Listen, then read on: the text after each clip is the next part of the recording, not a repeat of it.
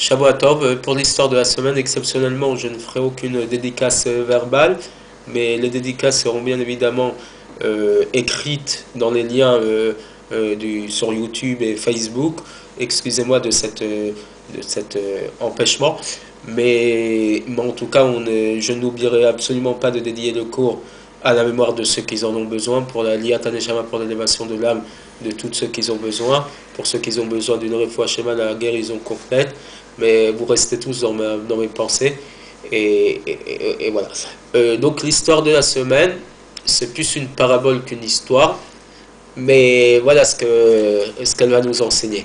On raconte comme ça qu'un homme a dû sortir dans un long périple pour aller ramasser de l'argent pour faire vivre sa famille, pour donner un minimum de parnassa, de subsistance à ses enfants et son épouse.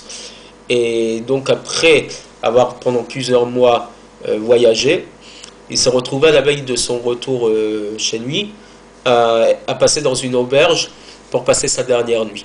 Quand il n'avait pas de coffre-fort sous la main, il a demandé en toute confiance à l'aubergiste de lui garder sa petite fortune accumulée pendant son voyage.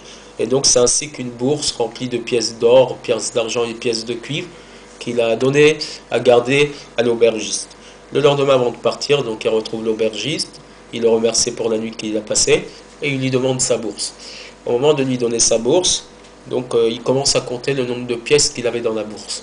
Il sait qu'il a une cinquantaine de pièces en or et il commence à les compter, 1, 2, 3, 4, 5, 50.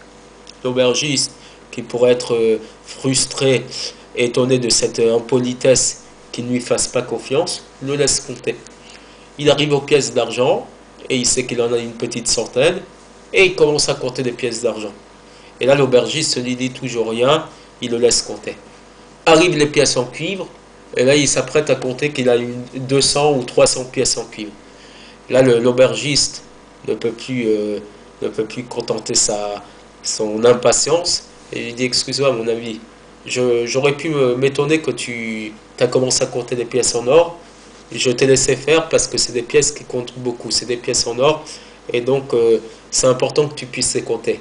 J'aurais pu être triste de ton impolitesse au moment de compter des pièces en argent, mais je considère qu'elles sont aussi importantes, donc je t'ai laissé compter.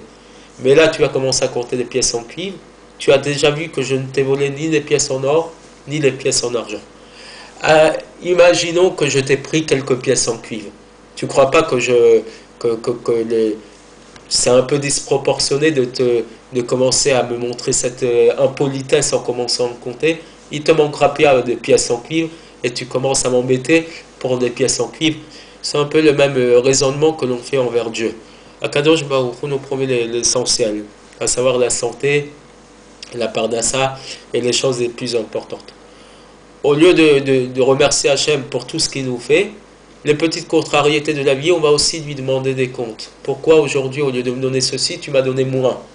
Au lieu de remercier Hachem pour tout ce qu'il nous donne, les choses les plus importantes, il nous donne les pièces en or, il nous donne les pièces en argent, on va commencer à lui compter, à lui mettre devant les yeux, même les pièces en cuivre. Au contraire, on devrait être content qu'il nous donne des petites contrariétés, des petites épreuves, parce que ces petites épreuves nous aplanissent notre vie et nous permettent de monter dans le Olam Haba, dans le monde de la vérité, avec une page blanche, une page où il n'y a plus aucun demande de pardon. Et au lieu de remercier Akadosh Baruch Hu, on lui exige même les petites choses. C'est ainsi que la fête de Hanouka, le miracle de Hanouka, il nous montre qu'au milieu de l'obscurité, on essaye d'apporter de la lumière.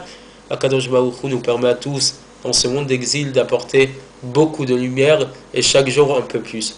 Pourquoi avoir des exigences envers Dieu?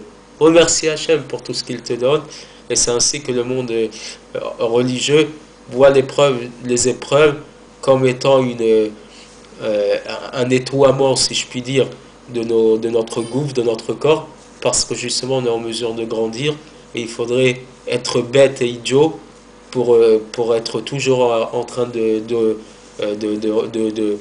d'exiger de Dieu et de lui reprocher tout ce qu'il nous fait. Shavua Tov et à la semaine prochaine.